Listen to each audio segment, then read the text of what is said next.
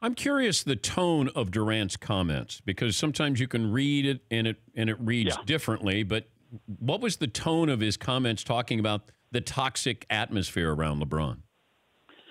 Well, I think that has really been misrepresented as it has been truncated and dispersed through other outlets. He made a point that it's a toxic environment that is created by what he described as the fanboys in the media. And he says, the quote is there. He says it's not LeBron's fault at all. That quote or that aspect somehow didn't make it to the final version that everyone else has utilized, or even the fact that he's saying the media generates that. And he's saying it from the perspective of other players walking into it, that there is an idolatry when it comes to LeBron, that if you're another superstar or you're another player, walking into that and being surrounded by that on a daily basis, toxic is a little strong, Yeah.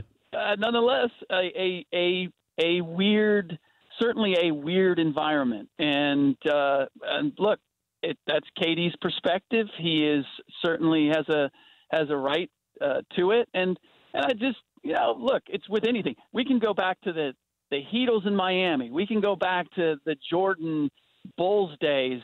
Any great group has an entourage and has a buzz around it that creates a certain atmosphere and environment that, if not toxic, can certainly be powerful and strained. And if you're not conditioned for it, then it can be looked at as a negative. Based on these comments, and maybe based on the comments alone, could Kevin Durant, would he want to be in this environment with LeBron James? Yeah, well, and that's where sort of the nuance of the conversation, because he made a point of saying, guys like Kawhi and Paul George, he could see why they wouldn't want to be in this atmosphere. And he has been circumspect about, as I said in the story, he's been somewhat coy about what his plans are for next year. He's not committing one way or the other, whether he's staying at Golden State or exploring his free agent options.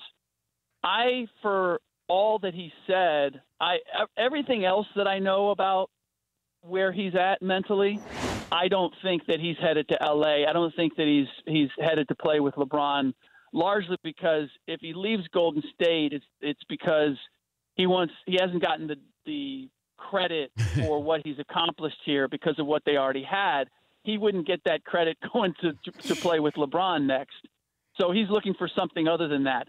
But his description of that atmosphere, I don't believe is the thing that would discourage him from joining LeBron.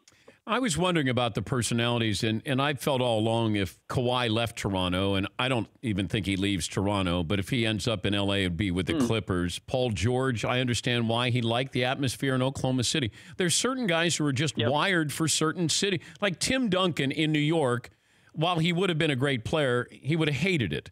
Like San Antonio was perfect for him. So that's why when if you go in with LeBron, man, you got to be all in, and it's coming at you in directions that you don't even see it coming.